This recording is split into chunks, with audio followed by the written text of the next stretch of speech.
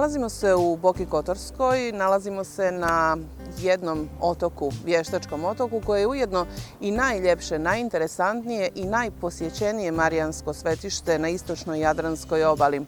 Ovaj otok je vještački, kao što sam rekla, nastao je tako što su ga izgradili sami Bokelji, prije svega Peraštani.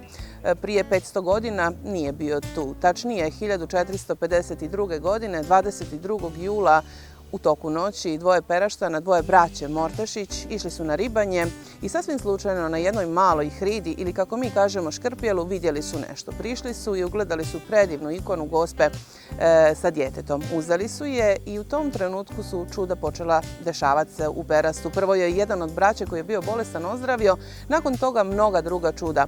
A ono što je bilo najinteresantnije jeste to da se naredne 3 noći ta ista Gospa, ta ista ikona vraćala na isto mjesto gdje je bila pronađena. Ne zna se ni kako, ni zašto, ali to je bilo dovoljno Peraštanima kao znak da ona mora ostati tamo i da se na toj maloj hridi ili škrpjelu mora sagraditi kapelica njoj u čast. I tako je učinjeno. Međutim, ta kapelica je bila i suviše mala za sve one vjernike, za sve one kapetane i mornare koji su se došli moliti Gospi i nakon toga joj zahvaliti za sve ono što je ona uradila za njih. Stoga su Peraštani odlučili sagraditi novu crkvu, veću, ali nije bilo prostora, to je ipak bilo samo 2 metra kvadratna. Odlučili su prvo napraviti otok. Donosili su kamenje, bacali oko same hridi, ali nakon toga su odlučili nešto drugo uraditi. Potapali su jedrenjake. Potapali su jedrenjake koji su oni sami gradili, isto tako one koji su osvajali u velikim borbama protiv Turaka, protiv pirata. Tako da je ovaj otok svojevrsno groblje starih jedrenjaka, ima ih preko 100.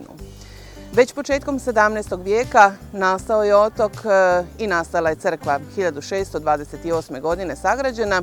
Pretrpjela je naravno restauracije zbog velikog broja potresa, ali ipak definitivno unutrašnje uređenje crkve postignuto je krajem 17. vijeka dekoracijom rukom našeg najboljeg baroknog slikara, to je Tripo Kokolja, Peraštanin, koji je napravio svoje remek djelo u samoj crkvi. 68 ulja na platnu, na stropu u centru dominira naravno predstava Gospinog uznesenja na nebo, što znači da je i crkva sama posvećena Velikoj Gospi koja se slavi 15. avgusta, kada je sve lijepo dekorisano svake godine, a oko otoka se mogu vidjeti barke, jedrilice, svi su došli proslaviti Veliku Gospu.